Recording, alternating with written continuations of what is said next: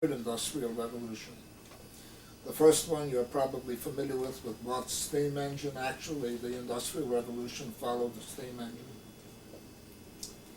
and really began to take place around 1810 and 1820 in Britain when they sophisticated the steam engine, which wasn't very sophisticated. And then the second one occurred primarily in Germany.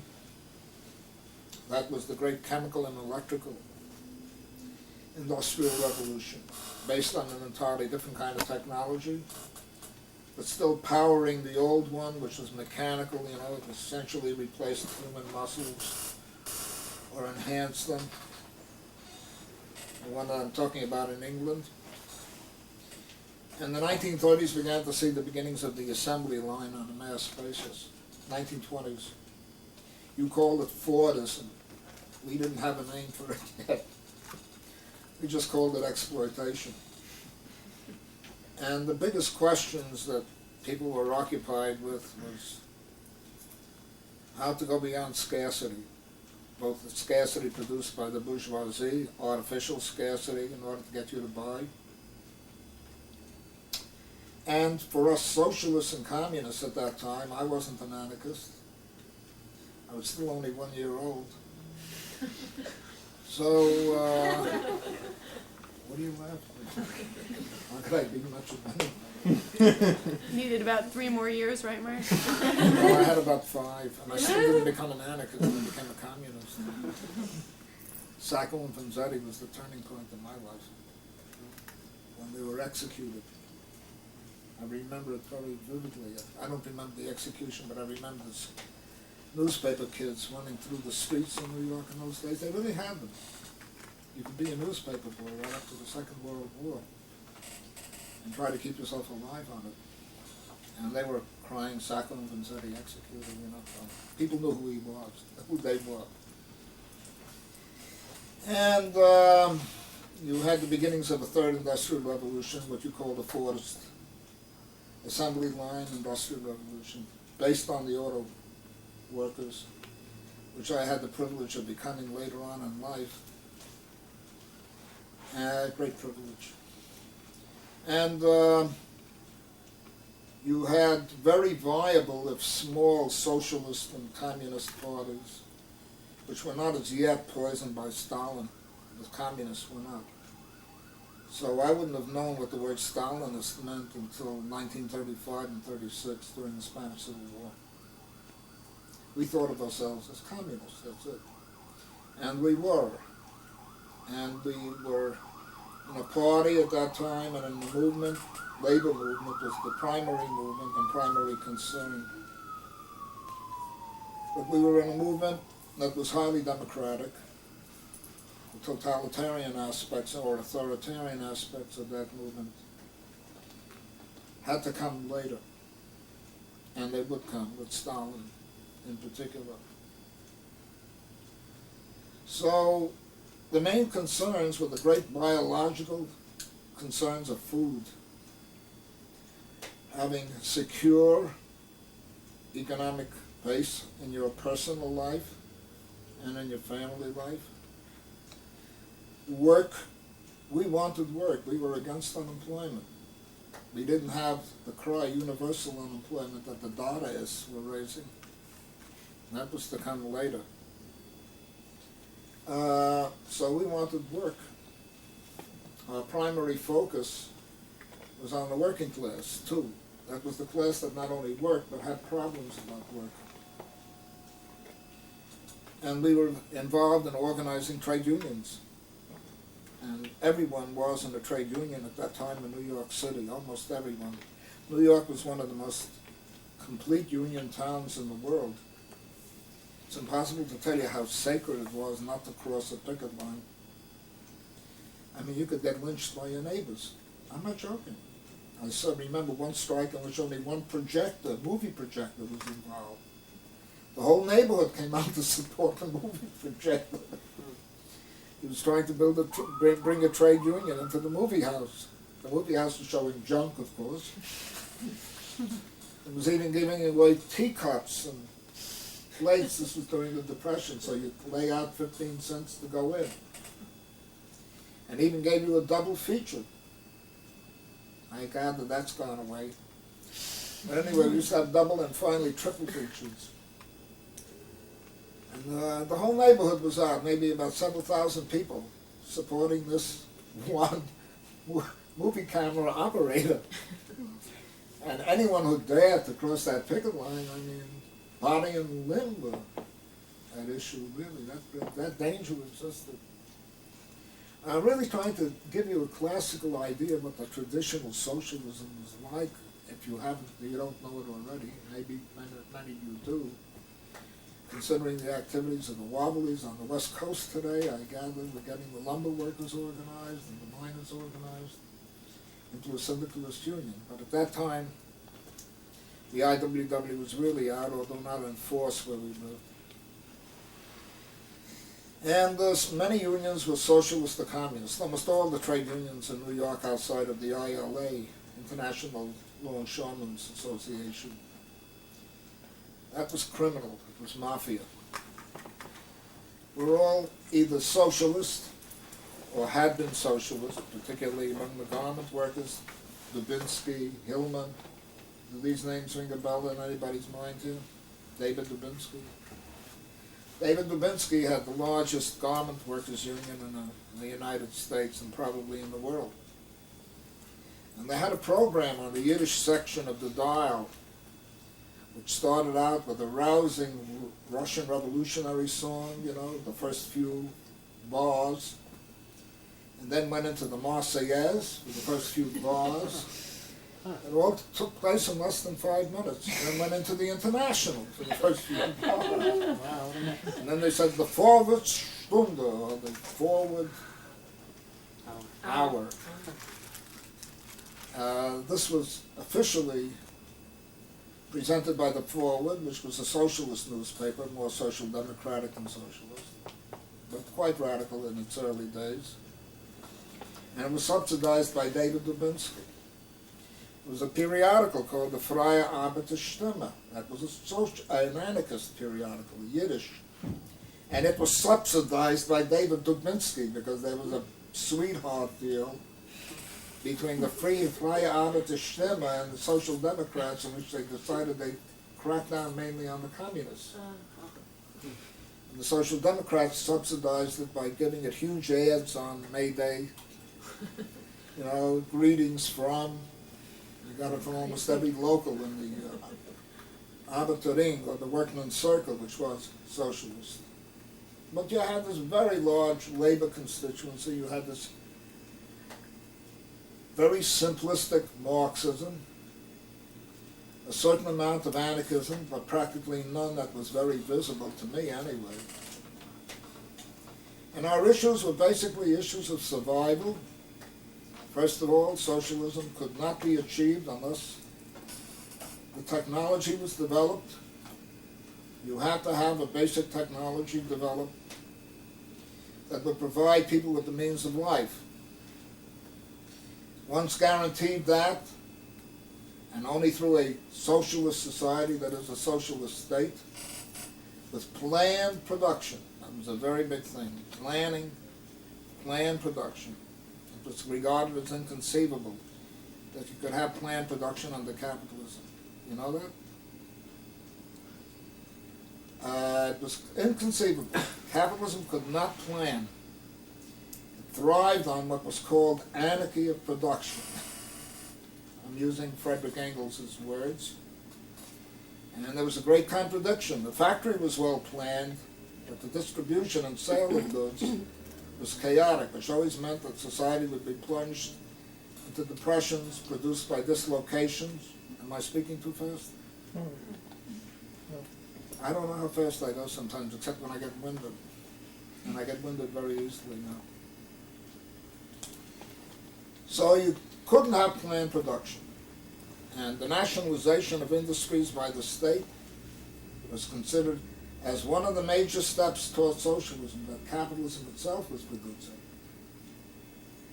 It's very hard to believe that almost all socialists and even anarchists cited the post office as their ideal of a socialist society and a socialist mode of production. Oh, that was used all over the place, the post office. You raised it in school classes, whether you were going to city college or to high school. Believe me, there were strong high school branches of the Young Communist League and of the American Students' Union and National Students. I won't go into all these organizations, please. The multitude of organizations was enormous. And in your neighborhood, you had people continually discussing on steps, you know, that led into tenements or in parks. Where I lived, they had Crotona Park, and there was a large space with trees providing shade. There were at least about 5 acres of relatively open land. And every Saturday and Sunday, I would see thousands of people forming small little knots and engaging in furious discussions on the labor theory of value, workers. The labor theory of value and surplus value and relative surplus value and absolute surplus value and the decline in the rate of profit. These were workers. I'm not talking about students. These were workers, and they were talking in at least 4 different languages, so you had to know at least 3 to live in New York at that time. I knew Russian, Yiddish, and I think I knew English, but I was getting around to it anyway. And I lost the other languages largely. But those are the languages that were the most familiar ones. And that's the language, or those were the languages in which discussed whether Trotsky's theory of permanent revolution meant conciliation toward the peasantry. I don't want to get you involved in this, but they were. And whether or not socialism was inevitable. Do you know that that was a very big issue? Because according to the inevitable historical laws of capitalist production, as Marx laid them out in 3 volumes, Engels wrote the last 2, it was absolutely inevitable that socialism would come. That's what the Social Democrats said, don't do anything, lay back. It was going to come anyway. And then there were the Leninists who believed in intervening, getting involved, doing things. And they went around and declared you had to take control with a sense of self-activity. You had to take control, and through an organized party you had to intervene in history, because the workers couldn't go beyond trade union consciousness, which was largely true even in many of the workers that I saw. I was talking about immigrants. These were not people who were born in the United States in most cases. We were the next generation who were born in the United States. We were supposed to be treasured because we could speak English without an accent. You can tell from what I thought. So we spoke English without an accent. Perfect, pure, crystalline, clear George Bush. Except that we were more eloquent. That's right.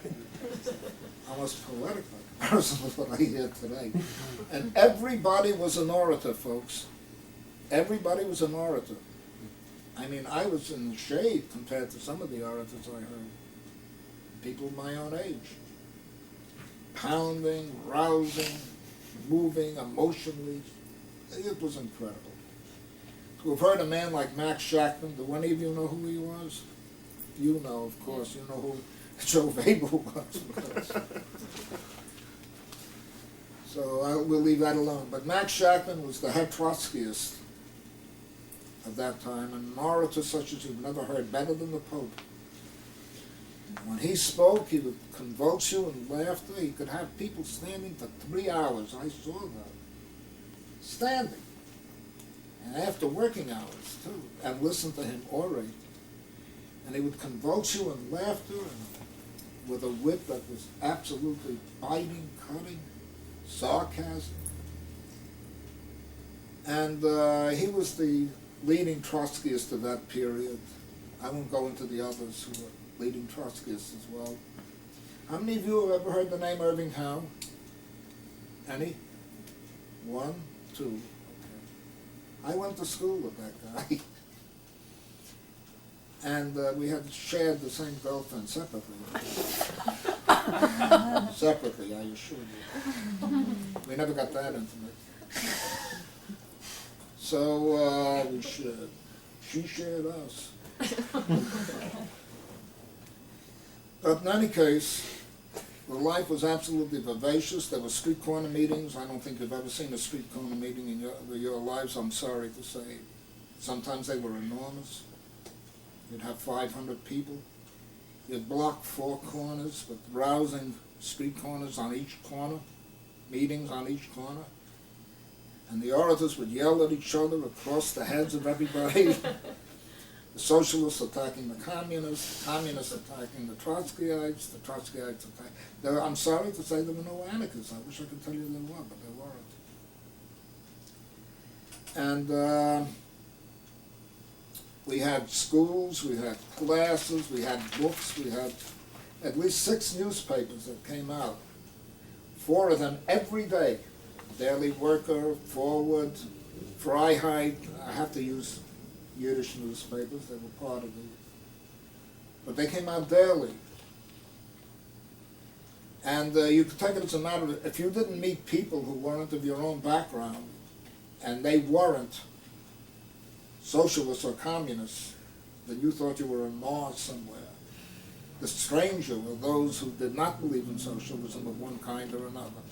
That was the stranger. And as I told you, the whole fixation was on labor. And the importance of labor, both in exercising power, such as workers, being able to stop industry as a result of general strikes, paralyzing the society, and also in terms of our relationship with the natural world. At the very base of all Marxist theory is the interaction of humanity with the natural world through the process of labor. If Marxism is understood in that way, you get much closer to what Marx was thinking than what Marxists were thinking. You know what I'm saying? As Marx put it, je ne suis pas un Marxiste, I'm no Marxist. And you could very well say that through the course of that whole movement. Labor was seen in a very different sense, even from Marx's point of view. But Marx was labor theorist, the theory of labor, and its meaning in defining humanity as a species, and its meaning also in being the force par excellence that could change society. You had to have a historical agent, according to the class theory of both Marxism and even anarchism, at least in syndicalism. There had to be a class, and that class had to be the hegemonic class, and then you had either a federation or a party, whatever you like, and that was the vanguard. And that word was used by all political groups. Anarchist, socialist, communist, all used that. Vanguard. It's easily forgotten, and it was forgotten in the 1960s even by many anarchists, that Kropotkin was an editor of L'Avant-Garde in Paris. That's forgotten. It's been totally forgotten that Vanguard was the leading anarchist periodical in the United States in the 1930s and early 40s, even into the late 40s. Paul Goodman wrote for it, and a whole bunch of people you probably wouldn't know, Sam Dolgoff, whatever. They all wrote for Vanguard. I have some old copies of it here to this very day during the Spanish Civil War. So the word vanguard was used by everybody. The only question is, what did you mean by it?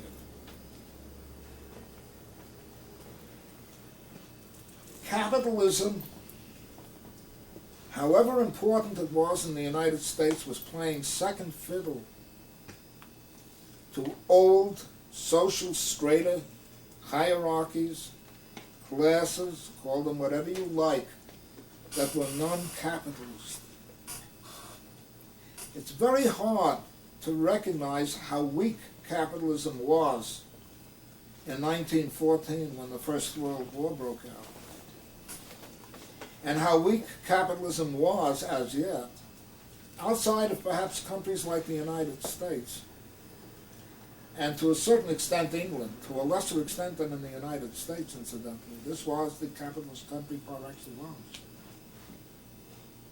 It's very hard to recognize how secondary capitalism was in most European countries at any rate, and certainly in the third world, to what were very traditional strata.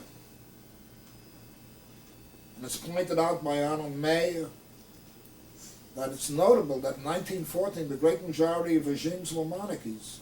It's very hard to conceive of that today. England had a monarchy, Germany had a monarchy, an empire, a Kaiser, a Caesar. Austria-Hungary had two monarchies, and they were conjoined together. Italy had a monarchy. Aside from France and the United States, you had no monarchy, you had no republics anywhere. The so-called bourgeois form of government. These were monarchies, and they were highly stratified, very highly stratified. You had a very strong class system right down to janitors, and all the way up to monarchs, and a whole ranking system, which existed not only in Germany, where you had head doctor, professor, and accordingly you took off your hat or walked on practically on the other side of the street when he came by, not to speak of counts, barons, dukes, they were everywhere. You had a semi-feudal system practically. You had strong dynastic conflicts, alliances, and whatever. Nicholas II was related to Victoria, Queen Victoria, as was the Kaiser. And the Kaiser was horrified by the fact that Nicky sold himself out to the French bankers and declared war on his own cousin, Wilhelm, Willie. That's the way they addressed each other. Willie talked to Nicky, and Nicky talked to Willie. And they went on shooting expeditions together. They intermarried. There were hemophilics all through the European monarchies, by the way, because they all came from and were related to, in one way or another, Queen Victoria. She was the linchpin, but still there were all these connections. There was only one republic, the Third Republic in France, and the American Republic. And those were the days when they took cognizance of it, you know. They said, this is a republic, not a monarchy, or this is a monarchy, not a republic, you know. Nobody even talked about democracy. That was the vernacular of that period in bourgeois sociology to a great extent, not simply in the left. So look at the kind of world we're talking about. It's a world that's very closely tied in with the French Revolution. When for the second time, practically in history, the masses cut off the head of a king. The first was in England, when Charles I was decapitated during the English Revolution of the 1640s. And the second one was the French Revolution, of course, as you know. The people dared to cut off the head of a king. The only people who dared to cut off heads of kings were other kings, or at least monarchs, neo-monarchs or proto-monarchs who were on the way up to looking for a kingship or a crown. So that world existed, and that world was brought in to the labor movement, to the socialist movement. And there were all kinds of egalitarian mentalities based on the working class in which you worked in a descending order. The wealthier you were, the more disgusting you were. The relatively impoverished you were, the better off you were. And if you were absolutely destitute, you were wonderful. That's the way the left inverted the hierarchies that various states and the right used normally in order to define society. You got none of that practically today. Today it's mainly money. In fact, to be rich was even disgraceful among the dynastic classes of Europe. You know that? You had to have money by virtue of land, and land that was hereditary. That was the big thing. It was not cash, it was not gold, it was not industry, it was nothing productive, in fact, practically. That was your wealth, and that was wealth that was fought for, it was conquered. like in the Middle Ages maybe, with Douglas Fairbanks, cutting and slashing left and right in the movies of that day, or Errol Flynn. You remember the great knights of Hollywood? They gave you pictures of what it was to be appropriate, relevant, to be a count, to be a poor little princess wandering around somewhere. I'm sure many of you have seen, what's her name again? Oh my God, I forgot. Gregory Peck, escorting this little princess. She died of cancer, very thin, very slender, very petite. Grace Kelly? Huh? Grace Kelly? No, not No, Grace okay. Kelly. She's too. Now you're thinking of She is a Robert child, Howard, you know. Forget about it. It's not a Audrey Hepburn. Audrey Hepburn, yeah. I saw that once. It reminded me of the 1920s. So, putting it all together, you have to realize the image that people had and what was called the left at that time. It came out of the French Revolution. It was egalitarian.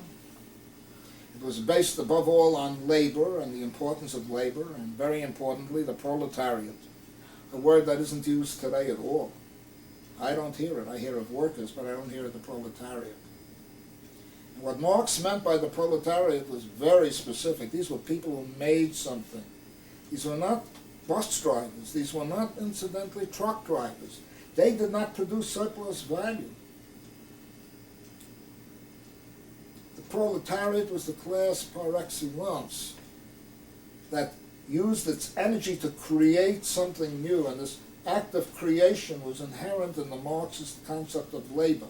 The labor process, creating out of the raw materials of the natural world something that people could use, or that was necessary to sustain them, or that improved their lives. This was the truly creative class. And Derrida, during the Spanish Civil War, put it very well to Pierre Van Passen, who wrote up that great interview with him in the Toronto Star. You can still read it in Days of Our Years, the book that Pierre Van Passen wrote. He was a reporter. And he gives you a picture of the 30s that is brilliant, at least in the 1930s in Europe, and specifically Europe. And he interviewed Derrida, and Derrida said, we can tear down all the churches, we can destroy all the palaces, we can destroy all the works of art, because we were the ones who made it. It was on our backs that the artists, that the painters, that the clergymen, that whatever you like, built their palaces, built their churches, built their cathedrals, and others, their statues and whatever you like, and their paintings. We are the working class. That was one major definition. It was a kind of moral definition. So you had that kind of situation, and the proletariat was revered. It's very difficult to explain today how the working class was seen, not only as a hegemonic class, but Marx actually thought it was the heir of German classical philosophy. It was the heir of German classical philosophy. The proletariat, he wrote, in the Holy Family, together with Engels, one of his early works, will take over the classical philosophy and will, in a sense, will give it materialistic dimensions, will take it out of anything, that will remove anything that is mystical in it. By the way, the hatred of mysticism was intense. Everywhere, particularly among the anarchists, let me tell you that. But also among the whole left, communists and socialists. The hatred of mysticism, the hatred of anything otherworldly was intense. The idea was to conquer this world through labor. But the proletariat did not quite live up to the expectations, as I will now go into, of Marx, Engels, Kropotkin, Bakunin, all the rest. It did not. What we saw was the inevitable socialism that had to come because of the inexorable laws of history. That's number one. But if we were Leninists, we realized we had to be the midwives of that new society. In other words, we had to intervene and change. We couldn't let it just roll over us and happen. the way the Social Democrats essentially believed, and the way many communists and socialists even believed. But if you were a communist in particular, you had to intervene. You had to provide leadership. Without that leadership, you wouldn't have the revolution. You might get close to it, but you wouldn't achieve it. It couldn't be fulfilled. And you had to have a revolutionary agent. And that would be the majority of the country in the form of the working class. Because capitalism would ultimately colonize the whole planet, what you call globalization. And that was progressive. Because it would bring industry everywhere.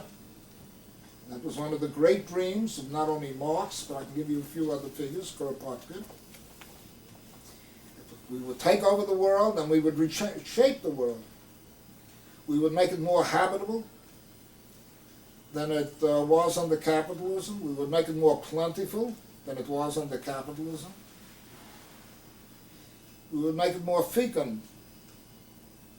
And this would have to be done, according to Lenin anyway, through violence, according to the Social Democrats, in an evolutionary fashion, the laws gradually taking hold of the whole of society, encompassing it, enclosing it in its womb like a fetus in the mother's womb. And then we would give birth to a new society, and that would be it. That's how the world would change. But it would not change, at least according to Marx, unless we had reached a certain level of industrialization. Without that level, where we could conquer scarcity, because nature was stingy, without that level, through machinery, giving the workers the free time to become active participants in society, there could be no hope of social change. So there you are, and that's the way the world was, and the way it seemed to be constituted right up to about 1945. But then, every prediction went wrong. And I wrote an article in Telos called "Were We Wrong?" And I recited all the things that we expect and all the things that really happened. For example, we expected the chronic crisis of capitalism, according to Karl Marx, in Volume 3, and also toward the end of Volume 1. That crisis would produce a society so riddled. It's called the chronic crisis of capitalism. Some terrific names you can work with. Chronic crisis of capitalism. That society would be in a permanent inability and stagnation, and there was every reason to believe this was so in the 1930s, believe me, that it couldn't get out of it. Secondly, the great majority of the population, while that chronic crisis was going on, would be proletarianized. We expected 90% of the population to be reduced because of the attrition on the middle classes and the increasing concentration of wealth into fewer and fewer hands. We expected that there would be 90% of the population would be proletarian. We expected that not only would that chronic crisis come about, not only would 90% of the proletarian of the population of every country in the world would be proletarian, but significantly we also expected they would be class conscious. They would be driven by their economic circumstances to realize that the most important thing in the world is not the difference between ethnic groups, not the differences in religion, not the differences in sex. The real differences that counted were the differences in class. Did you belong to the bourgeoisie? Did you belong to that middle petty bourgeoisie, as we called it, or middle class? That's what we meant by the middle class, by the way. Or would you belong to that great, big, sprawling, massive, class-conscious, surly heirs of German classical philosophy called the proletariat, which would organize itself? That would be the true sense of brotherhood. Class interest would replace every other parochial interest, be they sex, be they belief, gender, be they whatever you like, status, you name it. The most important thing is we would all become class conscious, and so the Communist Manifesto ended in a resounding call to arms. Workers of all country unite. You have nothing to lose but your chains. You have a world to gain. The bourgeoisie, in the course of the Communist Manifesto, which is very well worth rereading, by the way. brilliantly written. And according to the concepts that Marx developed at that time, and basically he did it. Engels just threw in a bit here and there. He wrote it, and what would happen is that all the pretensions of official society, whether it was capitalist or non-capitalist, were all false. Marriage was a sham. Status was a sham, so on and so forth. And that really, what really counted were the differences in classes. Those were the great big three concepts that dominated, not simply Marxists, but dominated the whole left. Because I'll tell you quietly, plenty of anarchists I found out were reading the Communist Manifesto also. They were. And they got a whole vocabulary from it, and they got a whole outlook from it, because it was so completely all-encompassing, and it burst aside every sham of bourgeois society. Okay, now you have to compare that with where you are today, if you're going to understand where you are today and why you have a problem. Because you can't take all of that now into the year 2002. It's ludicrous. First of all, that kind of crisis, we waited for it because we expected it to occur directly after the Second World War. We expected, bingo, we'd go right back to where we were in the 1930s. We didn't realize that Uncle Sam, literally, would launch a Marshall Plan and then launch a rearmament plan and God knows what. And finally restabilize and reshape the whole Western world at the very least, and to a very great extent the Far East, Africa, and Latin America. Just want to know, okay. That did not happen. Every time the stock market took a dip between 1945 and 1950, we expected the chronic crisis to come back again, the 30s. And it didn't come. And then we waited. If we were staunch enough and resolute enough, we started to wait into the 1940s. And again, the stock market would go up, it would go down. We expected every time it went down, we called each other up on the telephone if we had a telephone. The chronic crisis seems to have begun, don't you think? It was like the coming of the Messiah. At the very beginning of Christian evangelism, way back around the 1st and 2nd centuries A.D. The Messiah has come, the chronic crisis is coming. Again, it would go up again. And worse still, the working class was not becoming 90% of the country, it wasn't becoming 80% of the country, it wasn't even 50% of the country, it wasn't 30% of the country. It got smaller and smaller and smaller. And a great big middle class not simply in means, middle class in mentality and outlook, in the way of receiving experience appeared. With the barbecues on the lawn and God knows what, particularly in the United States, but increasingly it was picked up in Europe, and now it's prevalent. With McDonald's, with television, with everything that you can think of. And with it, mysticism, oh boy. Mysticism came in so hot and heavy it was unbelievable. Astrology, theosophy, you go on and name it, I'm not going to go around reciting and having to think about this junk, it was all over the place. I had tarot cards being laid out for me, like beautiful golden hippies from California. Really, they were laying them out to me and explaining, or they got the I Ching with 4 pennies. I don't know if it was 4 or 3 or whatever it was. I had friends who would never take a trip without consulting the I Ching. And in a number of cases, they got killed, in automobile accidents. I'm not joking. Fate of Alan Hoffman. His father buried him with the I Ching on his coffin, on his breast. And I know he consulted it before he went on a trip that killed him. He fell off while sleeping on a truck, slid off the truck, and hit a California Route number 1, That was the place.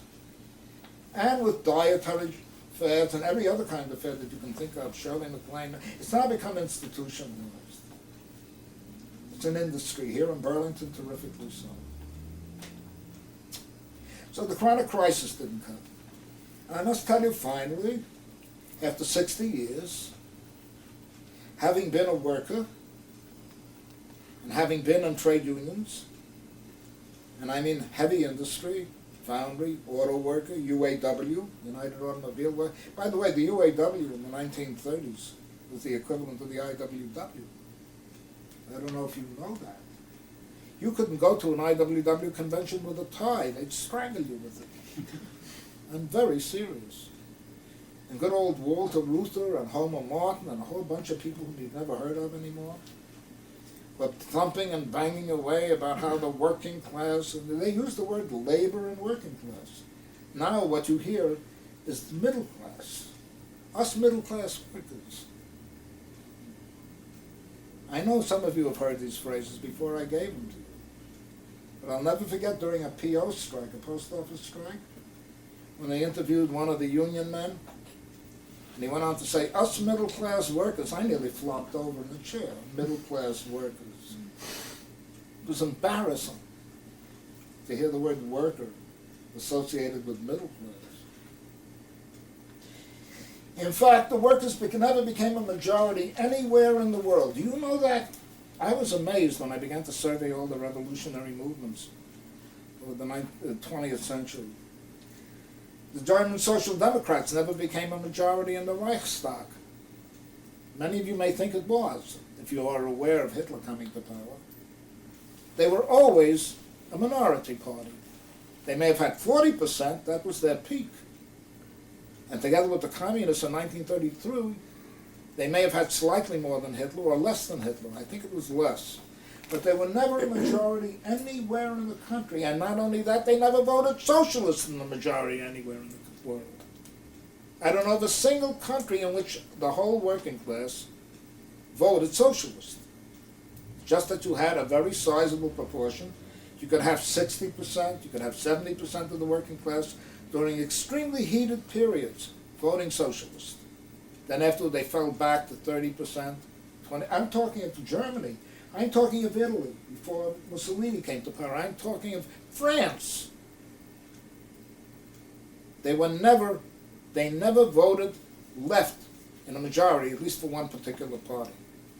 You may have been able to get something approximating majority, only approximating it. They were never numerically strong enough if you combine the socialists with the communists. But under any other circumstance, they always had to form alliances with the middle class. That actually astonished me when I looked over the data, that in the most heated period of the so-called German Revolution, 1919, the SPD, Social Democratic Party, which was the Marxist party of that country, did not have a majority vote. The main thing was that without it, you couldn't have held power. The bourgeoisie couldn't have sustained itself. It was a pillar, but it was only one of several pillars. One of the pillars was the German army in maintaining capitalism in Germany in 1918, 1919. It was the last chance Germany ever had, in my opinion, of becoming even remotely socialist. And by the way, the SPD at that time, following Marxist credo, believed that it could vote itself into power and bring socialism through the legislature. Marx believed that about England. He believed that about the United States. He believed that about Holland. He believed you could vote socialism into power. You didn't have to go through a civil war. That was one of the big differences between communists and socialists. It was not Stalin and everything else. That came much later. You had to get educated into Stalin before you got to know what was going on in Russia. So you had that type of situation. The proletariat never fulfilled its so-called historic mission that a bunch of intellectuals had assigned to it.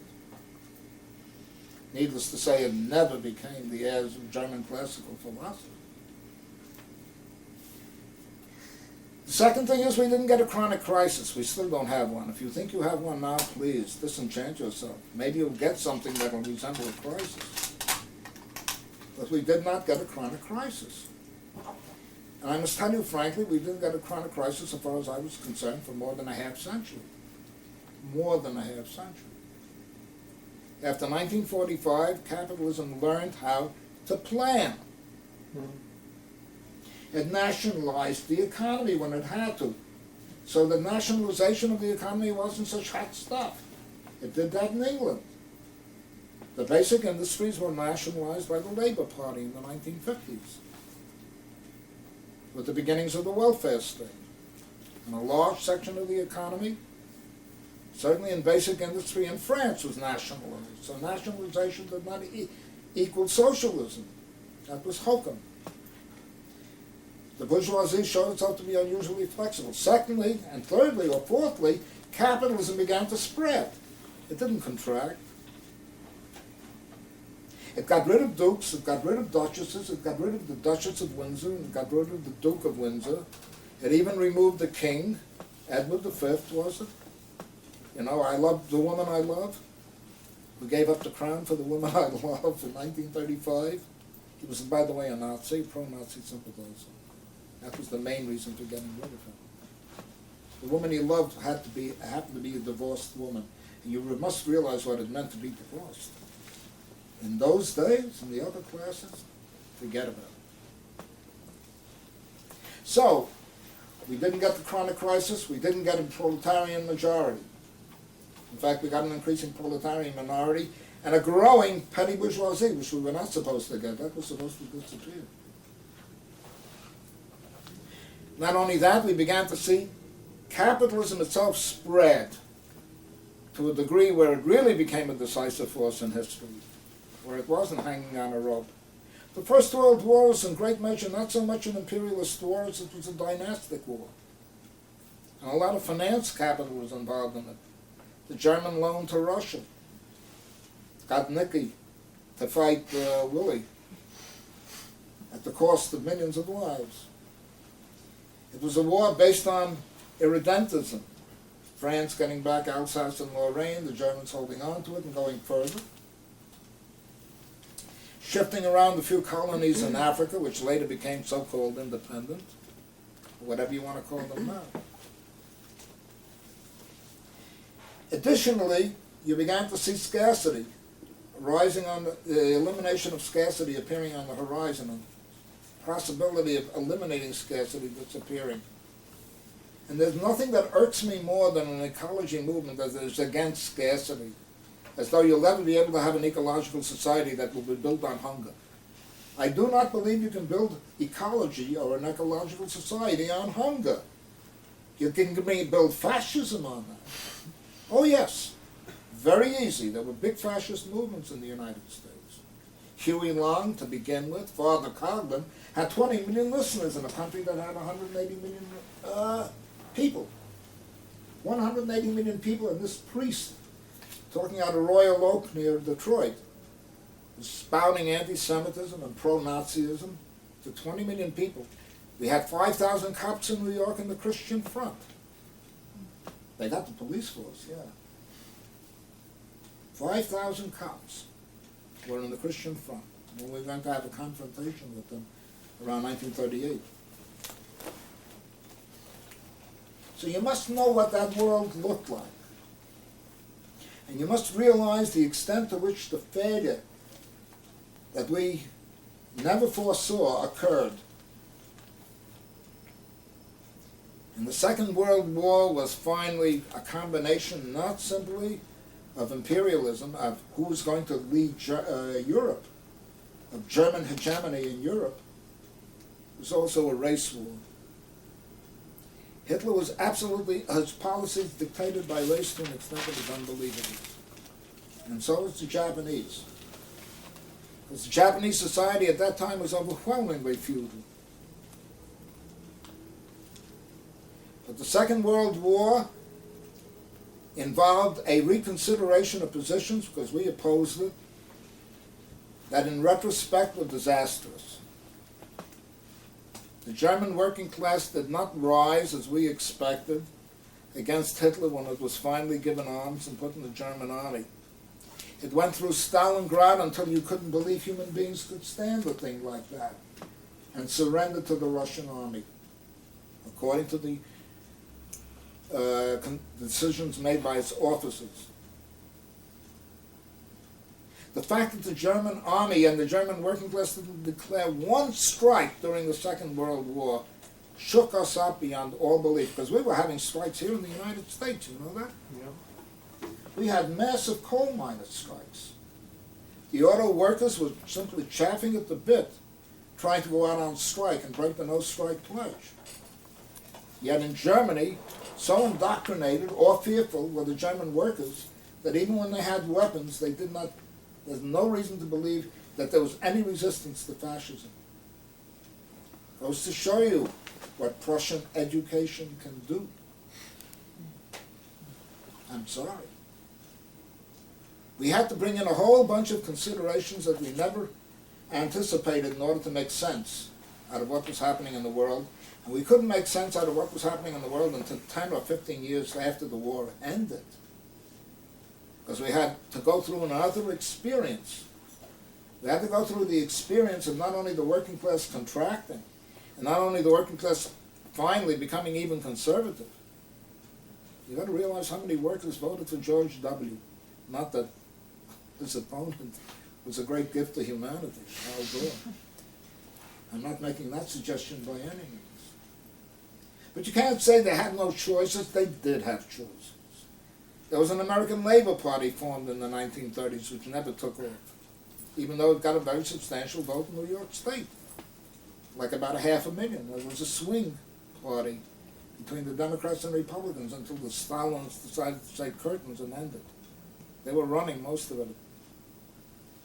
I have no idea how many third parties there were with alternatives being offered. And we were there offering alternatives. What the hell?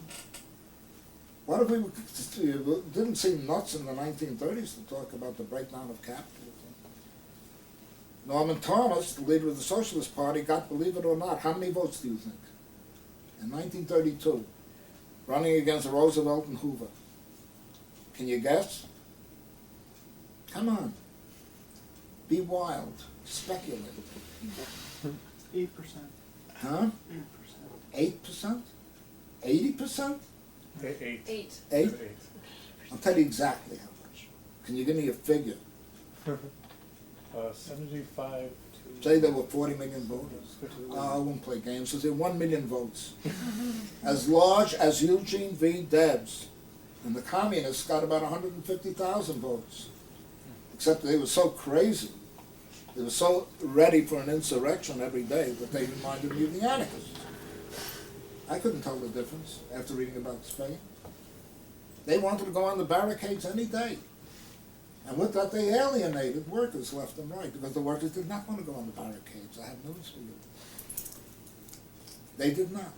It did not take a great number of police or National Guardsmen to break the strike. And I saw workers usually run away, not run toward. And who can blame them, incidentally? They thought that we were crackpots. They thought, worse, we were foreigners. We were sent over by Moscow.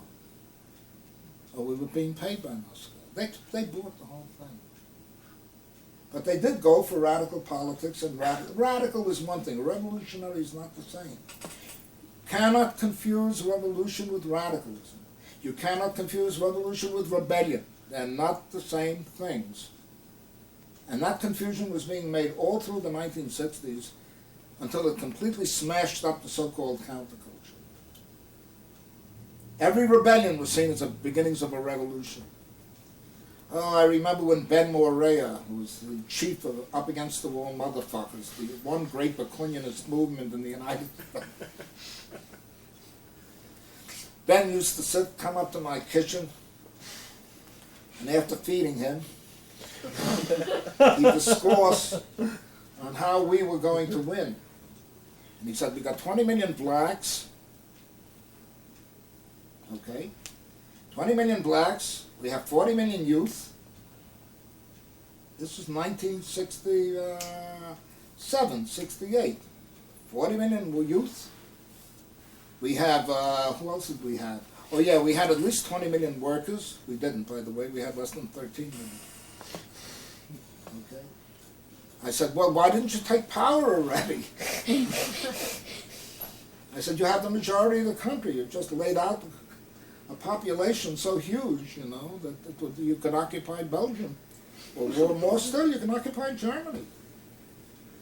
Take over France. I mean, a population that huge, 20 million blacks, 40 million youth. See, it was the counterculture, the youth. And then he went on and on. He enumerated other national minorities. And he was, why not take the power? What are you waiting for? He said, wait and see. The last thing I heard about him is that he's become a capitalist. He's got go. Yeah. I just want to let you know it's been an hour if you want to find a place to take a break. I do. All right? And I want to end it appropriately. Okay. In other words, we were faced with a problem.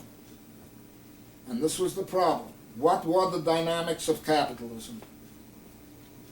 They certainly were not everything that Marx said they were, by any means. What were the dynamics of social crisis? What had changed since the 1930s? What kind of movement do we have to build that will be able to deal with what has changed?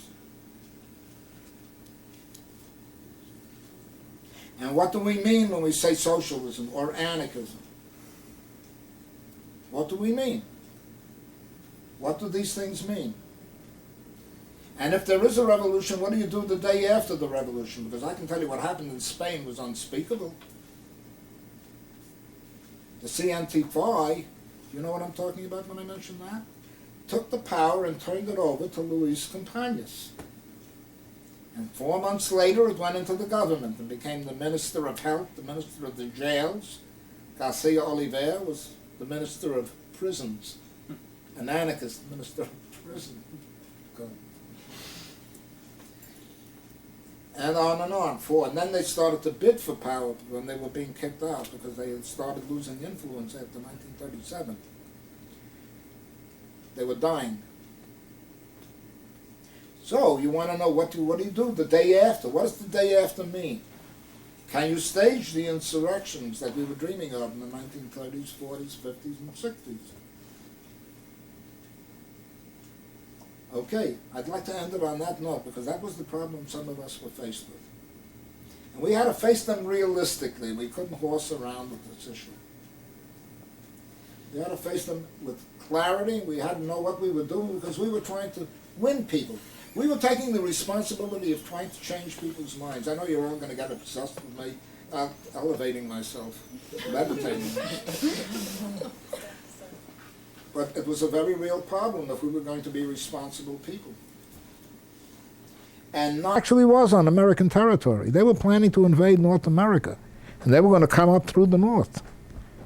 But that isn't the point. The point is that this constellation of extremely reactionary regimes, anti-civilizatory regimes, of anti-enlightenment, everything that the French Revolution stood for, everything that the Enlightenment in the 18th century stood for, everything that reason stood for, everything that was human, not simply animalistic, he threatened. And his death had to take place. There was no way to settle him. This was an insanity where I can't explain it even fully, that a country already imbibed with a tradition so sick, the Prussian tradition of order, of the Führerprinzip earlier, before he even invented it. He was in fact the product of it. Had to be stopped. And at what cost? 60 million lives, at least in the Second World War. That was inevitable, and that had to be stopped. Now, leaving that aside, I would say that America essentially began what you would regard as globalization in a sense, through the Marshall Plan to begin with, which we would have regarded as incredible, you know, that the one bourgeois country should give to Europe the Marshall Plan. We tried to develop a whole theory around the idea that Europe was going to be kept in destitution. It was an insane theory called the retrogression theory by an insane German called Joe Weber, who believed that America was going to turn civilization backward technologically, socially, politically.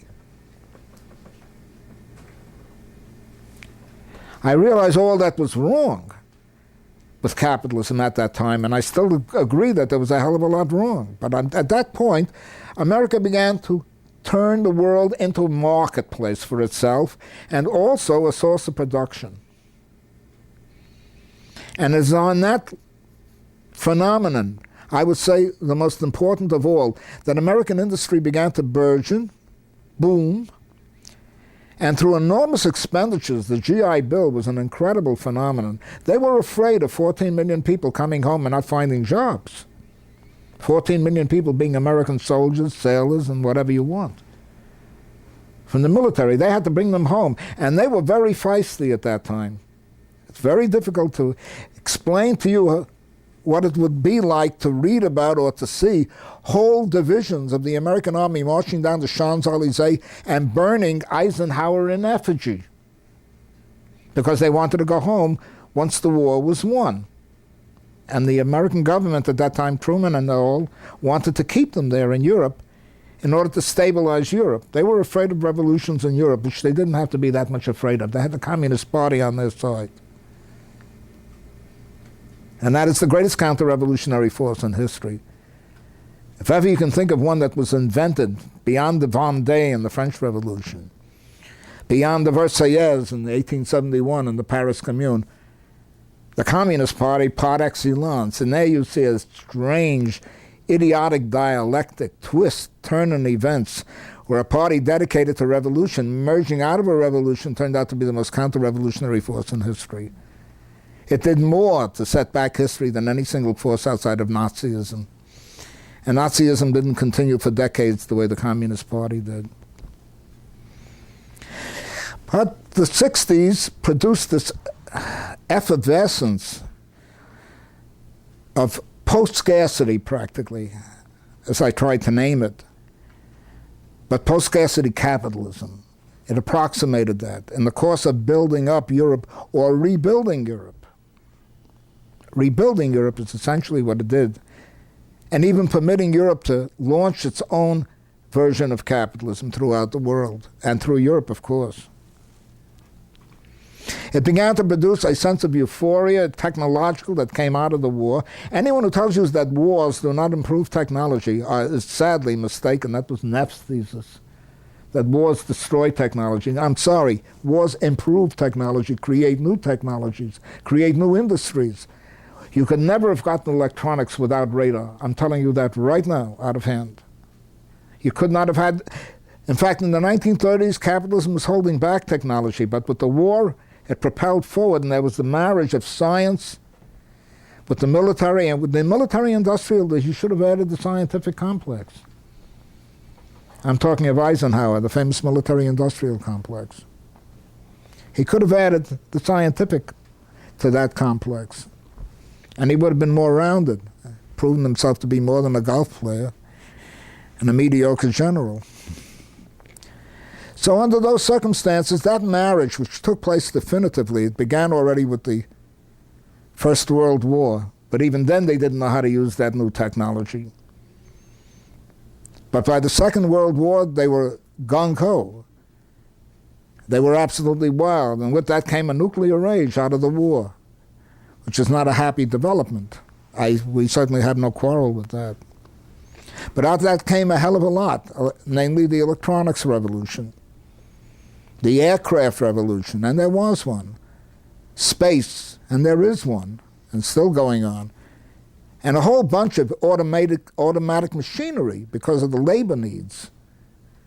The development, finally, of automation, which really began with Norbert Wiener, who was working essentially for the military, and got his inspiration from that whole, how shall we put it, clutch of physicists and technicians and whatever you want who went down to Oak Ridge to develop an atom bomb.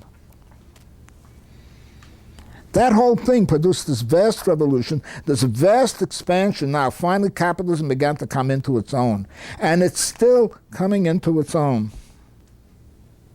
The thesis advanced by Lenin that capitalism is moribund, that means dying, that it's decaying. You know, I can give you adjectives that he added on to describe the capitalism of 1914, that it's decaying, that it's in its death throes, We believe that. We believed it was in its death throes. How many people believe it's in its death throes today?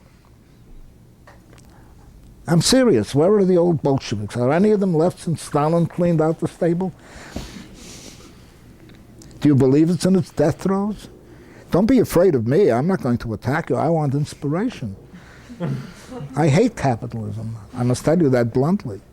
But I have to honestly look it in the face and say, what the hell is it? If you think it's in its death throes, I'd be able to hit my head against the wall with you. But it's in its death throes, it's in its death throes, and end it that way.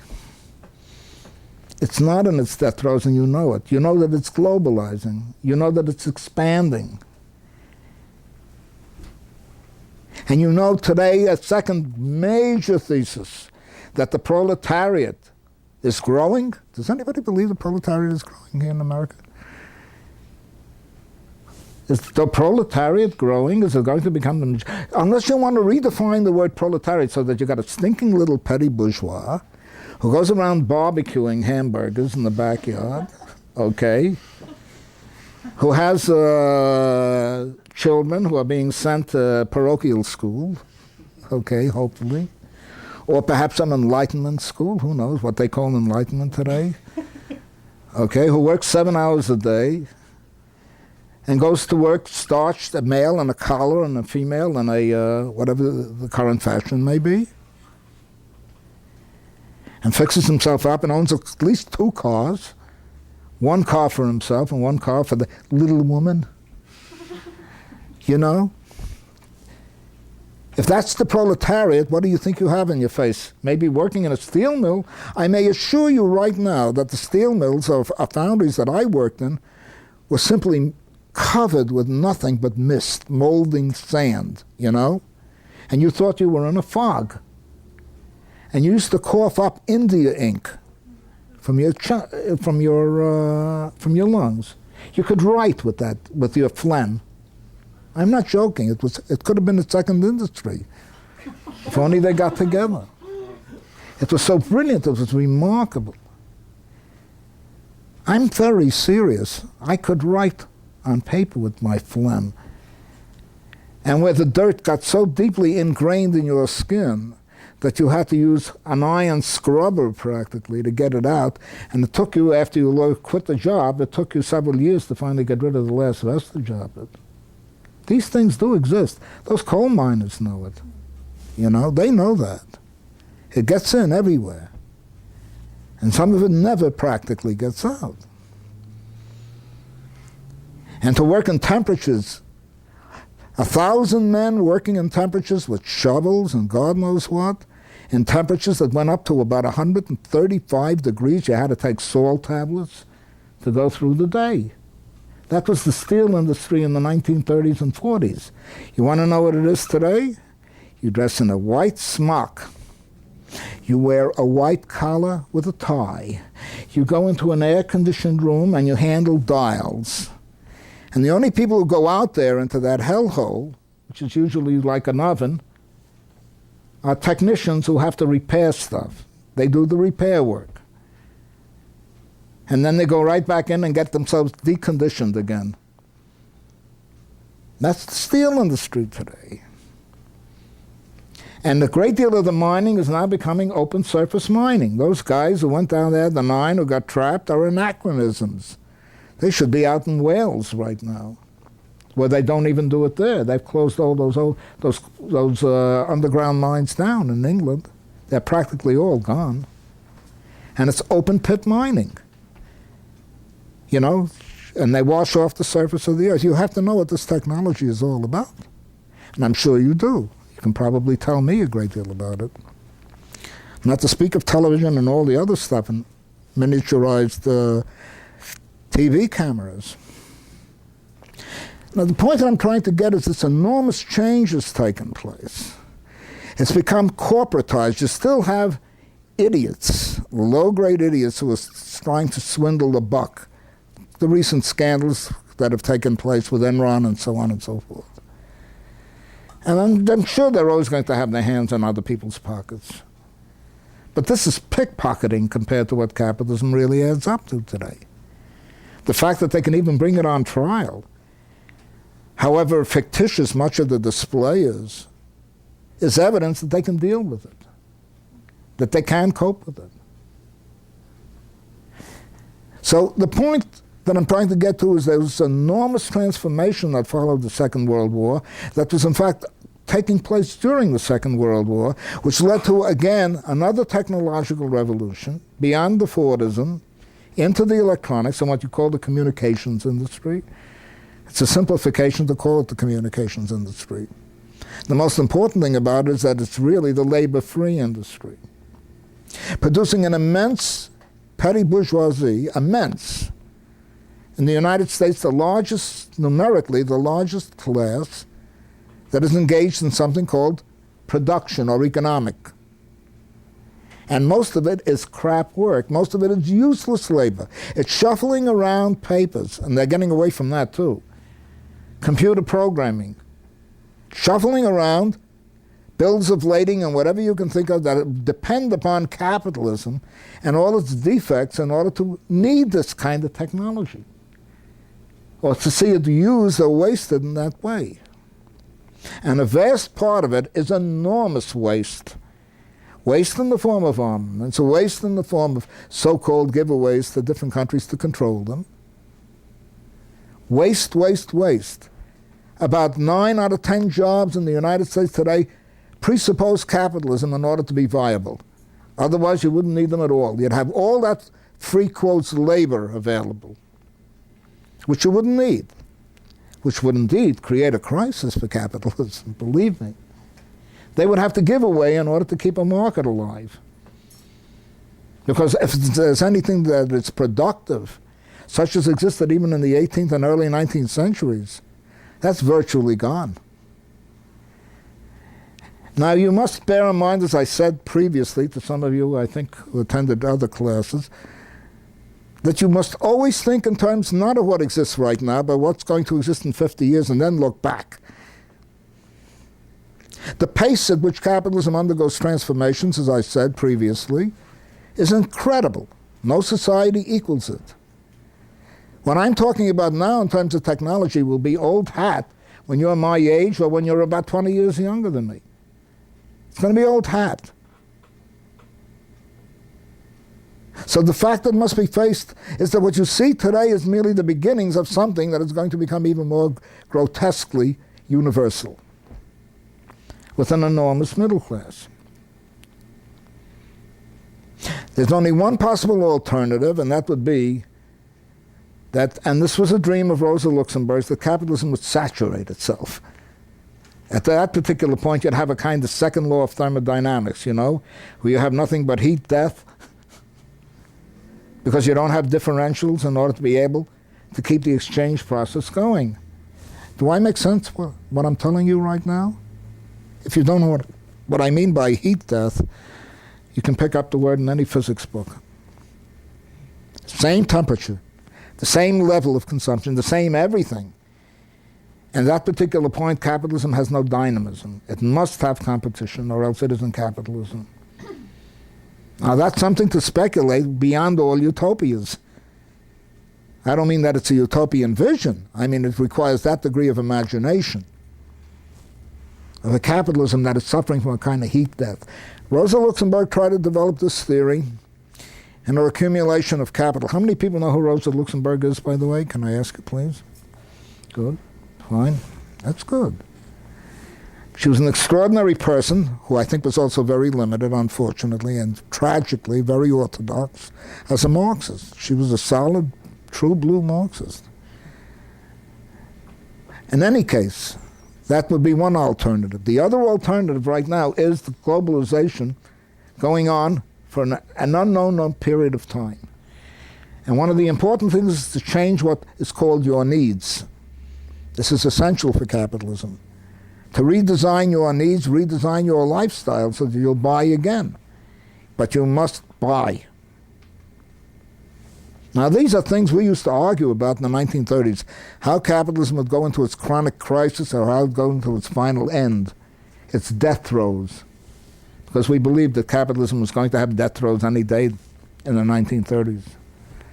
In any case, 50 years have gone by more. Since the 1930s, 70 years practically have gone by. There haven't been any death throes yet, so I don't know what to say. And yet you still have to think 50 years ahead in order to understand what's going on today. Let your imagination go in that way. But in any case, what happened was that in the 1960s, capitalism became incredibly wasteful. It was possible in the 1930s to live in the Lower East Side, to go down to the Fulton Fish Market and take what they were throwing away, fresh fish. They just discarded this stuff. Do you understand? Or go down to a fruit and vegetable market up at Hunts Point. And we used to do that with these large, hand wagons in which you sell merchandise, and bring it all back and feed practically the whole neighborhood. Those were the days when you could have those festivals, neighborhood festivals, with fish from the Fulton Fish Market that was being discarded. Rents in the Lower East Side, $25 a month, occupied by 10 people sometimes, 3 rooms. Stash away your hash, in a brick up on the roof. The closer you were to the roof, the closer you were to your grass. Those things actually existed. That was the time. And the idea of dropping out was, of course, the major theatrical theme of that day. It could compete with the Fiddler on the Roof. It could compete with what? There was another theatrical that I was thinking of, based on George Bernard Shaw's, help me. Huh? My Fair Lady? My Fair Lady. It could compete with the best of them. We put up the greatest show you could think of here in the United States. You should have been down at the Haight-Ashbury when it was still the Haight-Ashbury. It was unbelievable. They had tours of this middle class going through the neighborhood in order to see what was going on. They'd look at the freaks out there, and the freaks would wave back with them, and some would throw kisses, and as soon as they did that, they'd roll up the window. It was incredible. You had communal living, but that communal living, some of it was really almost an obscenity. People would go from one commune to another every night, so they weren't part of a commune. They were boarding, commune to commune to commune. You had giveaways and whatever you can imagine. In any case, it was possible at that particular time to live completely off the fat of capitalism. And capitalism was spilling out a hell of a lot of fat during the Johnson period. You had the Vietnam War coming in to make the students a little more excitable. They were also making the revolution. The clenched fist became an obscenity when I saw it being raised. It became ridiculous. It almost came next to being that. The clenched fist that the workers had used to be like that. In the 60s it became like that, excuse me. And in the 30s it became like that. So you had all kinds of salutes. So you had this enormous fat, and a lot of young people were living off it. Or at least, and let's be very frank, experimenting with it, because I know of hardly anyone who's lived it through to the end. Nobody's lived it through, at least that I know, and I know a hell of a lot, has lived it out to the end. It was at that particular point, too, that African Americans or blacks began to demand their piece of the pie. The civil rights movement was an attempt to ventilate capitalism, frankly, to remove one of its strongest prejudices, not because it was capitalism, but because it was an inherited tradition. Racism. And what happened in the 60s basically was, or in the 50s in particular, was that they began to open up capitalism's window and aerate it by demanding equal rights for African Americans. It was not a revolutionary movement. It was above all an attempt to reform capitalism.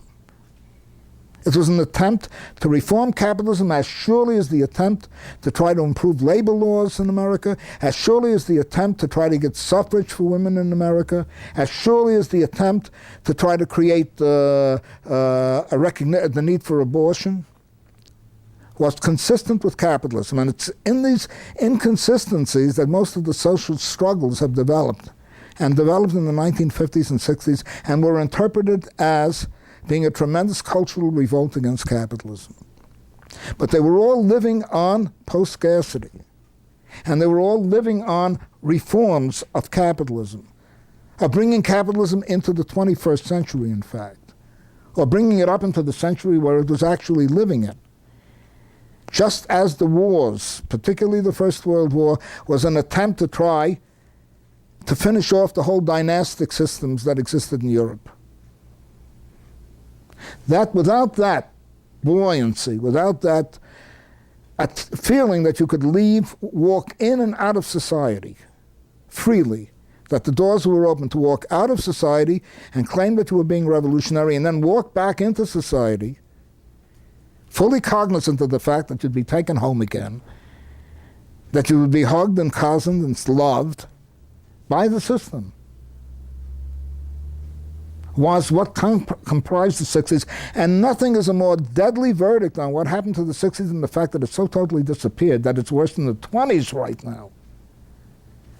The atmosphere right now is less experimental, less utopian than even the 1920s, the so-called flapper era, when people were really also experimenting with everything from liquor to sex. This is not new. But what was opening up were the doors of capitalism. They were opening it up to other people. That was part of the cultural, just as the economic globalization was transforming the planet, and is transforming the planet, and making it more receptive to capitalism. So the cultural transformation was opening up consciousness, and in its own way, making it possible for many people to move in and out of the society and experiment with it until they decided what they could become or would become under capitalism. And with that, capitalism is not contracted. The 60s have not contracted capitalism. They've expanded capitalism. They brought in new fashions, new values, new mores, new norms, but it's all within the framework of capitalism. Because one thing is not being challenged, and the 60s never challenged it, and that was power. The 60s never concentrated on the need to take power. Who should take power? We can argue about that. A political party? Certainly not. The state? Certainly not, reinforcing the power of the state. But some kind of social arrangement, some kind of new politics. It did not create a new politics. It created a so-called new left, which didn't know the left from beans. I can tell you right now that the clenched fist that the Panthers raised and made it popular came from To Die in Madrid. Did any of you ever see that movie?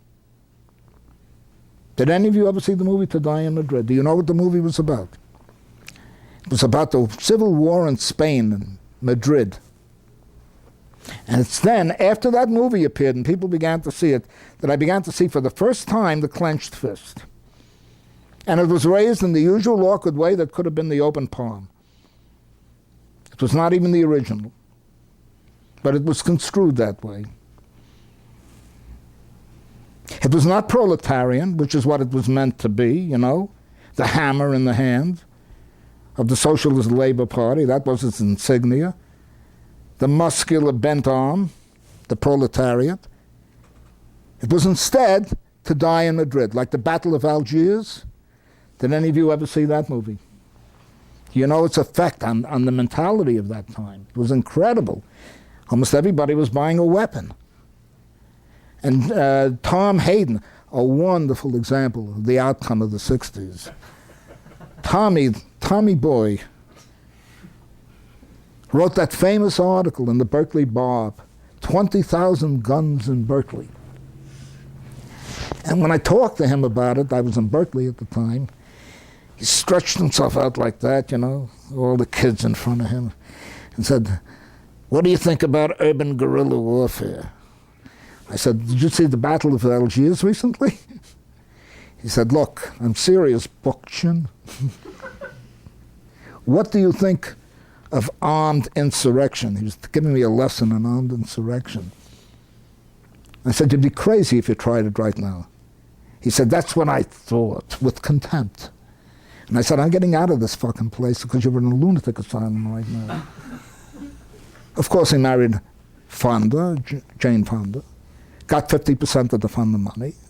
It's a division of, you know how California divorce laws work. You got to get 50% of your assets, and I'm sure Tom didn't have the assets.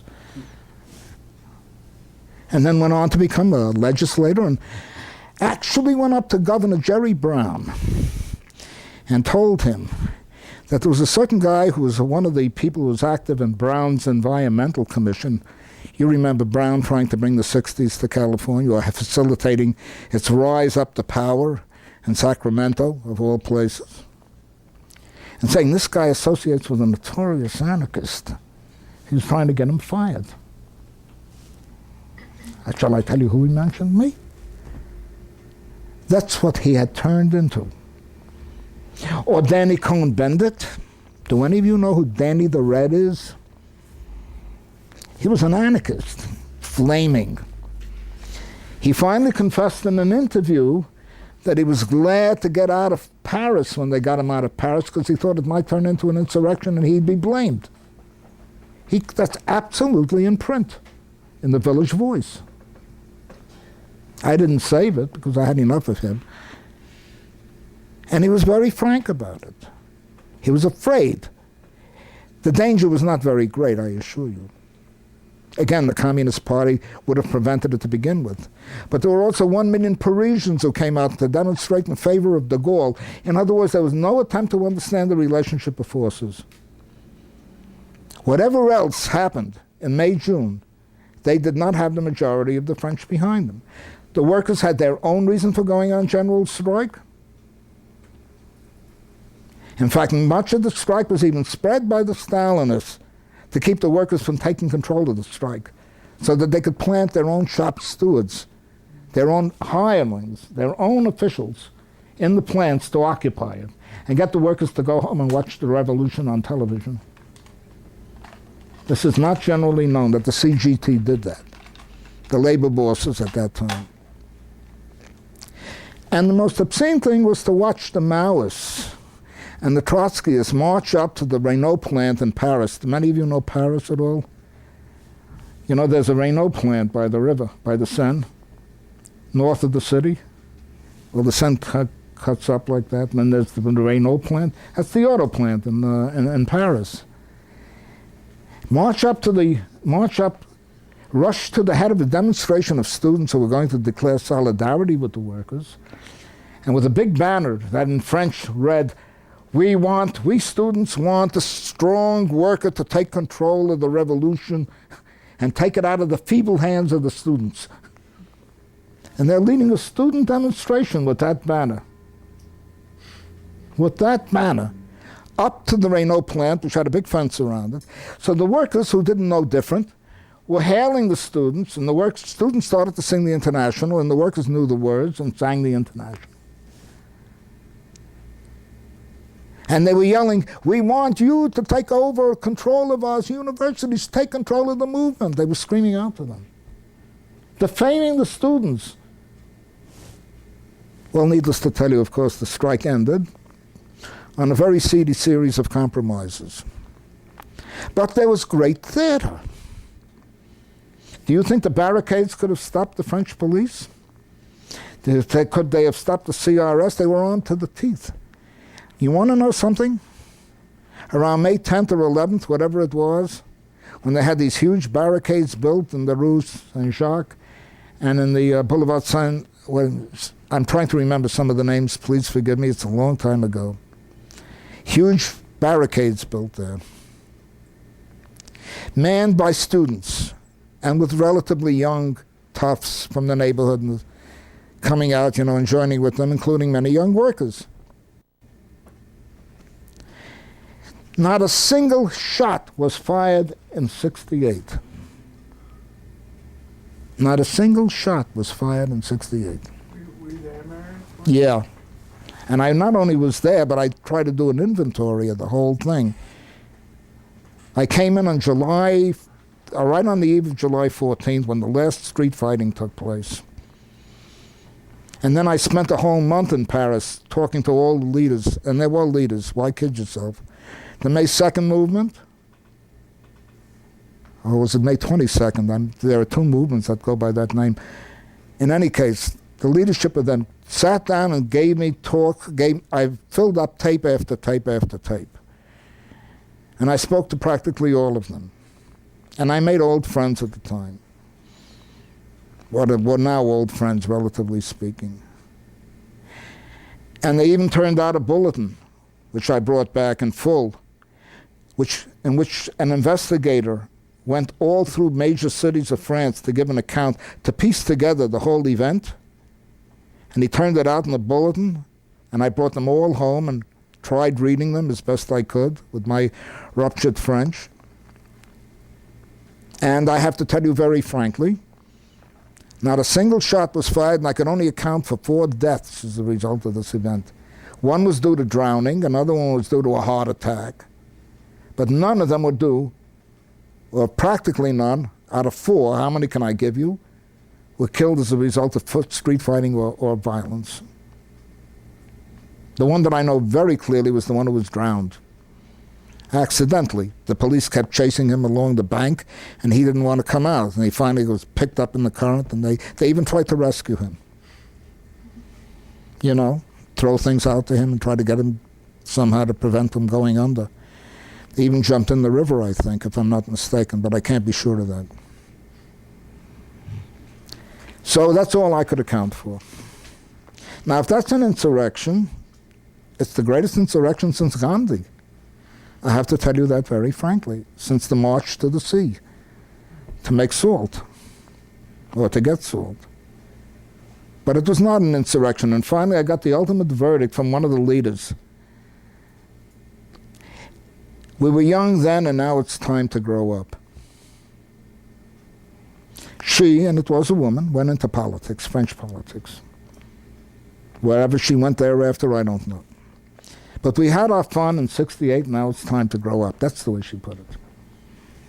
We had our fun in 68, now it's time to grow up. Oh, you must also study the Green Movement in Germany, which may now be going for a nosedive according to the latest news I have. I tried very much when I was traveling around Germany to prevent them from forming a party. I was giving them the old anarchist position. They started to form a party and the left wing developed. Jutta Dittfurt and, there was a whole bunch of them, I forgot. And they, in fact, started that whole movement right out of a bedroom in Frankfurt. But I won't go into the details of the beginnings of the Green Movement in Germany. It wasn't, what's her name again? The one who was killed by her general husband? Oh, Petra Kelly. Petra Kelly. It wasn't Petra Kelly, I assure you. Although she played a role. And she was a very good, enabled speaker. She knew English very fluently, and that was that. She was half American. And all of these movements. Now, I'd like to give you a glowing story about them because I was totally buoyed up by what I saw. The graffiti was incredible. The French are great with graffiti. The French parole, the word, is great. You can't equal it. Not since Voltaire wrote Candide will you be able to equal the way in which the French put words together. But the point is, what was real and what was illusion? What was theater and what was reality? And let's put it this way, the situation is, and I knew them all, Guy Debord, Raoul Van Eygen, the whole crowd. They were all living on the left bank. And I visited with them and went around Paris with them. I spent almost a month in Paris. In 67, this was not in 68. I tried to find out what they did in 68. And what I heard was that they had put up their basic slogan. Do you know what their basic slogan was? Or do you know who the Situationists were? How many know who the Situationists were? Oh, you couldn't get away from that. I knew it. Do you know what their real slogan was? Do you think it was imagination to power? You know what the thought of the American countercultural movement and the New Left in America? They thought it wasn't worth sending anyone to the United States to find out. They knew it was dreck. They viewed it with such contempt that it's incredible. And when they finally got a branch started, made up of people who were in an anarchist group with me, when they finally got that started, their attitude toward all the new developments was, I was called, what's the name of the bear? Smokey the Bear. My ecology was reduced to Smokey the Bear. Could you believe it? Yes. And you know what they called for in Paris during '68? They finally got fed up with the revolution because the revolution wasn't following their leadership. Okay? It may have picked up slogans from them. I can't tell which, but it may have picked up slogans from them. So, they came out with they decided to go to the Beaux-Arts Academy, you know, the Institute of Beaux-Arts, which is also on the left bank, and which had a big slogan saying, "Long live the Commune of 1871." We'll never forget that. It was not 1871, it was not the Paris Commune of 1871, and they weren't shooting workers by the thousands. And those workers were basically craftsmen. By the way, I don't know if you know the nature of the working class that Marx was talking about in the 19th century. It was not an industrial proletariat, it was mainly craftsmen. And they were the ones who carried these ideas that are so beloved today forward more than any other section of the population. Their slogan was, does anyone want to anticipate me? Please. It was their slogan. It was the ideal slogan. Well, I'll tell you if you want to know. Long live workers' councils. They wanted workers' councils formed. And do you want to know something, folks? If there were workers' councils formed in Paris or anywhere else in France, it would have been overwhelmingly dominated by the CGT, which means the French Communist Party. Because the workers never drew the kind of conclusions that many of the intellectuals wanted to impute to them, that they found out that the communists were counter-revolutionaries. It would have been stacked with communists, with Stalinists, with the worst counter-revolutionaries in history, who tried to put down that whole so-called uprising, which the situation is characterized as a genuine, I quote, a genuine proletarian revolution. I just want to show you the hypnotism of language and the ability of a romantic vision of the world, which I'm not against, to totally distort the mind. They did not try to appraise what would have happened if the workers formed workers' councils, which they hardly did. And most of the workers who seemed to be advanced, and they were very few in number, came from the most advanced section of the economy. Those who were working with the beginnings of your early automated equipment and, what do you call them, VCR? No, you know what I'm talking about. I'm 82, help me, will you please? Word processors. They were beginning to first bring in word processors in Paris, or the equivalent thereof. They were the ones who had advanced ideas. The great majority of the workers did not. And they caved in very quickly. The strike was finished within about a week. And believe me, I was so hypnotized that I was trying very hard to coax a proletarian revolution out of that. But a genuine consideration of what happened at that time reveals that what was happening is that France was undergoing a transition from a predominantly or seemingly predominantly agricultural country. It was above all the peasantry that was disappearing. And France was undergoing a transition, becoming modernized, and de Gaulle modernized it. He modernized it. And when he finally left power, whatever was left of the French revolutionary tradition was essentially dead. It had become verbal, and most importantly, it had become postmodernist and structuralist. Dialectics disappeared. Structuralism took its place. Postmodernism followed right afterward. It all really followed the 68 events. It didn't precede them. It didn't create them. It followed them. And the one word that has been said by a German revolutionary academic whom I met in Frankfurt was, today he does not hear the word utopia mentioned once. That utopian thinking has disappeared. And from France even more so than in the United States, where you have more experimentalism going on here than you have in France. Where a kind of icy French Gallic pragmatism exists now. And nothing is loved more than the goodies of American culture. From hamburgers and whatever you can think of, starting out with Wimpy's and going up to McDonald's and the drugstore, which was regarded as a novelty in '67, and now is all over the place in Paris. The bistros are disappearing completely. I mean, what's left now is an archaism. The French croissant is more popular in Paris, I suspect, than it is, more popular in Burlington than it is in Paris. American food is the big thing now. And hamburgers and Wimpy's and McDonald's and Le Drugstore. And American fashions and American movies. Everything but an American. And I don't find that admirable. I find the same old nationalistic chauvinism reappearing among the French, who are tremendous nationalists before they're revolutionaries. So the question is, something new has to come out of all of this, and something that will deal with the question that '68 never confronted because it wasn't serious enough to confront it. And that was the question of power. If that was going to be anything, it would have tried to take over the Champs-Élysées and test the French army, see if the French army would attack it. De Gaulle was in a panic about that. He went around Germany reconnoitering all the commanders, talking to the generals and the various other battalions, down to the battalion level, to see if he could use French troops against Paris. How many of you know the story about that? Are you familiar with it at all?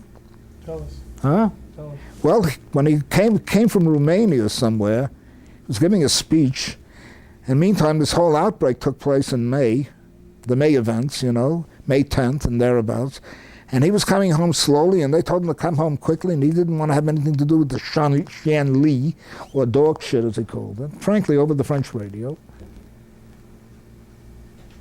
And when he came back, he panicked, and he started going around because of the upheaval and the general strike and the whole paralysis of the country, which incidentally was paralyzed with the consent, believe it or not, of Communist and Socialist Party members, leaders. In Marseille, why wasn't there a great revolt?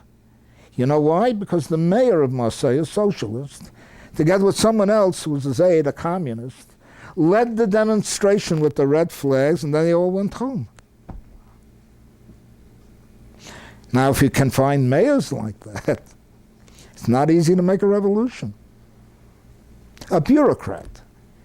And it was the CGT that pulled down many workers in the North who were not that deeply involved in the May-June events, the heavy industry and the heavy industrial North, and pulled them out and staffed the factories with their own shop stewards under their control, and kept the workers out and told them to look at television.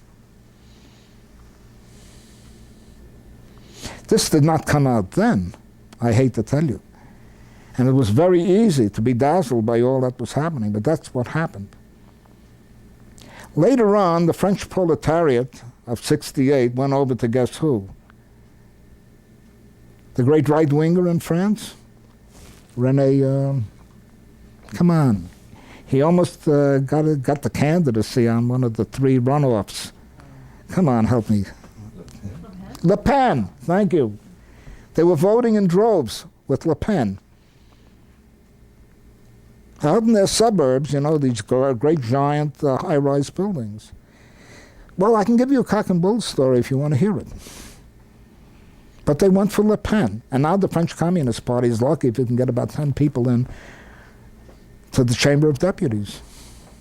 This party, which had 30% of the vote, is lucky if it can get, give or take a half a dozen or so. deputies into the Chamber of Deputies now. So you have that. The main things that were not confronted were, and this tested the seriousness of, were these movements prepared to actually change the political structure of France? How did they want to change it? What did they offer in the way of a program? And what did they have to offer in the way of an organization that would provide some theoretical and intellectual guidance to changing it? These are the questions that really come up. Are you going to build your movement around what? Conservation or ecology? You know what I mean by the difference between the two? You know, to make sure that they don't cut too many forests, to keep the highways more limited, to create bicycle paths? Or are you going to build it around the contradiction between the society and the natural world? Are you going to build these things around what? The power of the people against corporations, and how are you going to reconstitute and reconfigure that power? You know what I mean? How are you going to empower the people? How? It's not enough to say you want neighborhood control. What is it? What institutions?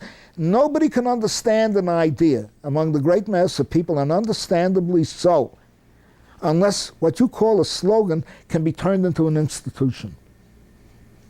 A physical entity that is a real viable presence.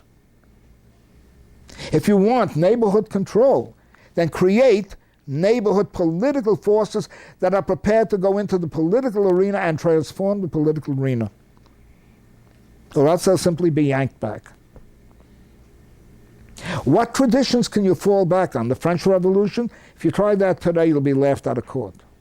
Because everybody knows that there's not a militia in the world unless you've won it and it's armed to the teeth. Anyone who has military training knows that no militia can ever defeat a well-trained army. It may hold it back from coming to Madrid. It may decelerate its movement up to Madrid. I remember this in '36, during the Civil War. I followed the newspapers and it was in the headlines every day. How close were they getting to Madrid? And what could the militias do to stop it? And if it weren't because you had such a lousy general in the form of General Francisco Franco, he could have closed that war off very quickly. But he was accustomed to fighting Berber tribes. He was not accustomed, he was. He was in the Army of Africa, and his command was mainly in North Africa fighting Berber tribes.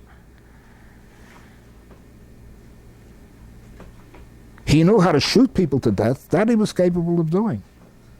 Thousands, right then and there. The rising of the Asturian miners. But nobody could stop an army unless that army is on your side, like the Russian army, namely the Russian worker peasants. Mainly peasants. 80% of the Russian army was made up of peasants. They couldn't read the orders in many cases. They had to educate them, if they even bothered. That army, you can't draw your inspiration from the armies of the Russian Revolution, of the Spanish Civil War, or anything like that. Because first of all, not only has an organized army always proved its superiority against the militia, unless the army itself was completely fragile. And the army that Franco had, for example, was made up of mercenaries. The French Foreign Legion and the Moroccan police troops, who were accustomed to putting down uprisings by the Berber tribes in North Africa. Spanish Morocco. Are many of you familiar with that? Examine it, worth studying. So that way it doesn't exist anymore. And I'll tell you another thing. Frankly, the armamentorium of the military today is beyond conception. They can soon develop bombs that will chase you around, and bullets probably, that will chase you around the corner and finally go for your heart. It's getting that bad. The question of power has to be entirely reconstituted, reconstructed. The whole question of taking power. The whole question of what will take power. Will it become corrupted like the Bolsheviks became corrupted?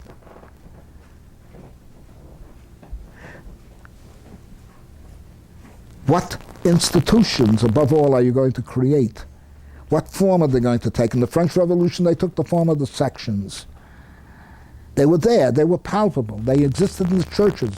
Every church in Paris was taken over and used in the neighborhood as a section for a sectional assembly. And what kind of movement are you going to develop? How are you going to educate a movement, or are you going to turn it into a mass movement? All mass movements have become themselves power brokers, exactly because the movement is the best education for developing a strictly parliamentary approach in which you're going to connive with the upper classes and sell out. The SPD is the most remarkable. Read that study, for God's sake, of what's his name again? Again, I don't remember names, but that famous study of the party system in Germany. Michels, Robert Michels. And how the SPD began to corrupt itself, how it became a rotten movement. Exactly by trying to become a mass party and not giving any kind of life to its base. Its base had no life. They were not politically involved. They voted. They went to mass meetings and they went to party meetings, and that was enough. They knew how to click their finger on the ballot box. They didn't know how to develop another thing besides the question of learning how to deal with power and institutionalizing a public meeting. They didn't know how to create a body politic. They didn't know, in other words, how to play politics in the Greek sense of the word, of managing the polis, of the community, as you call it, but I would call it the polis. They did not develop a concept of citizenship, give meaning to the word citizenship. I can go on with this, but these are major themes that have to be cultivated and developed, and also the kind of program that's appropriate for a period like this. You need a program of a capitalism that is expanding and how to critique it appropriately so that you can transform what is its basic core. I don't mean get into the bourgeoisie and change it. I mean oppose its developments and oppose it in a certain framework. You can't oppose it in the framework that you want more bicycles, like the Provos did in Amsterdam. How many of you are familiar with the Provos, the proletariat? White bicycles. White bicycle movement?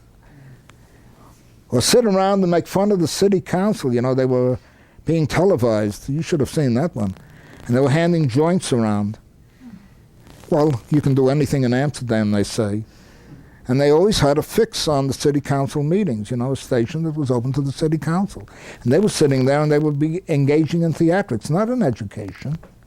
They were engaged in theatrics. Because, you see, either you want a kind of order that has truly got a dialectic to it, or you want an order that is chaotic. There's no such thing as creative chaos. Creative chaos has to come together. This is one of the most important concepts that existed at that time and exists to this very day because post-structuralism fosters it. Post-structuralism is nihilism with an academic cap and gown. It is. It's nihilism with an academic cap and gown. Read this stuff and what you'll see will remind you of Bookchin, who I think was the greatest maniac in history. I love him. He's charming, he's delicious. Brilliant anti-Semite, misogynist, and everything you can think of. But after all, he wanted creative chaos, so we love him. Proudhon. Oh, God. I don't want to even talk about the man. I almost have a real personal aversion to him. But the point is, creative chaos, or do you want a reconstitution of order based on real power and on real institutions? And that brings up the question of whether or not you want law. The greatest cry that you hear in Works and Days that Hesiod, the Greek poet, makes, the farmer poet, is get rid of the barons who are arbitrary. He wants law. He doesn't know it, but he wants it. He wants nomos. The greatest cry of the masses, from Babylonia, or even before that, as far back as to the extent that we can find out, as far back as Sumeria, was a demand for a constitution. Because the Constitution at least provided you with a basis by which you could present a moral skeleton to society, of what you could do and what you could not do. In other words, it involved the abolition of arbitrary power and try to make it into ordered power that the masses could control. Power to control, but control in the interests of people, of human life, of